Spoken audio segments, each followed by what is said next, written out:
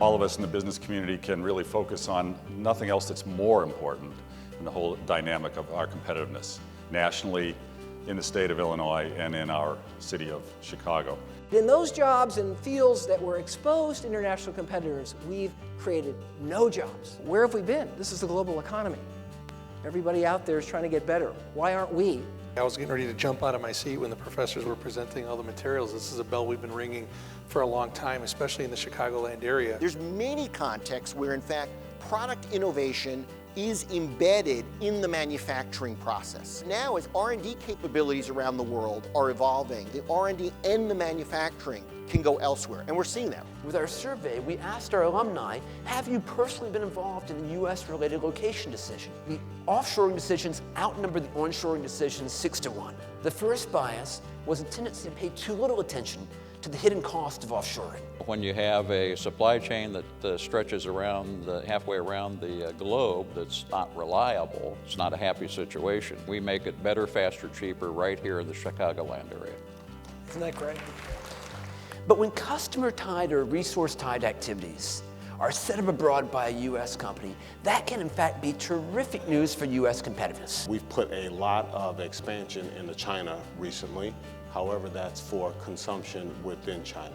And when you think about where you're going to expand capacity or add a product line beyond access to those customers and customer service, what are the other considerations that are really factoring into your choice? We also look at logistics, access to deep water ports, what type of universities, trade schools are within the area as well. We'll lose out to other people if we don't continue to invest in places like the airport, roads, physical infrastructure, absolutely critical to success going forward. This is what we call the industrial commons. It requires a shift from being arbitragers of global labor markets to capability creators and thinking about building hard skills. Better access to skilled labor is more often a reason to leave the U.S. than to stay in the U.S.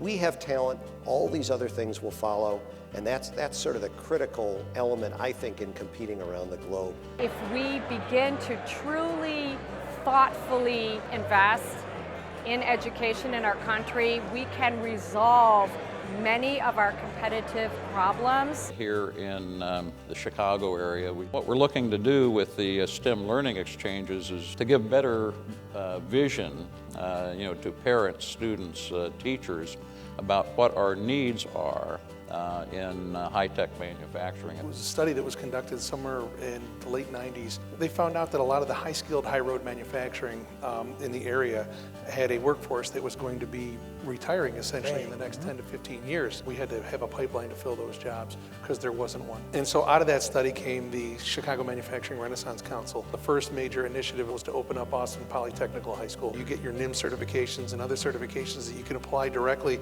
out of high school, during high school really, and go into the workforce. The other option is that they can go to college. One of the key things we could do is to encourage those university graduates to stay here.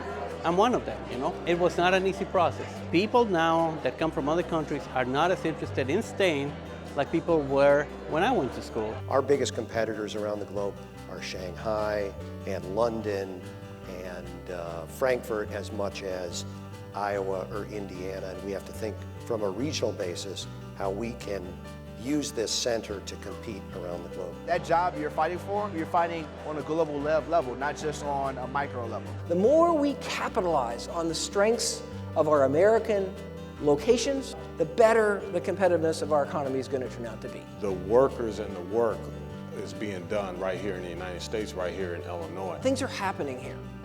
And that's a tribute to local leaders and regional leaders. I'd like to personally ask you for your help on this. I definitely am not only inspired, but really feel compelled to really cultivate more action, ways to move the needle, make some impact. Every single person sitting in this room can do something about U.S. competitiveness. There is no more important agenda in this country